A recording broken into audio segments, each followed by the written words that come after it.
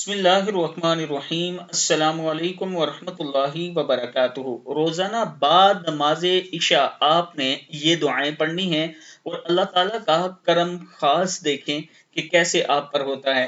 پہلی دعا ہے سبحانک انت اللہ لا الہ الا انت رب العرش العظیم۔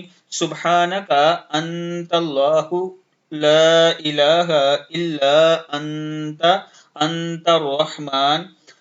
سبحانک انت اللہ لا الہ الا انت الملک القدوس۔ سبحانک انت اللہ لا الہ الا انت العزیز الجبار۔ سبحانک انت اللہ لا الہ الا انت المصور الحکیم۔ سبحانک انت اللہ لا الہ الا انت السمیع العلیم۔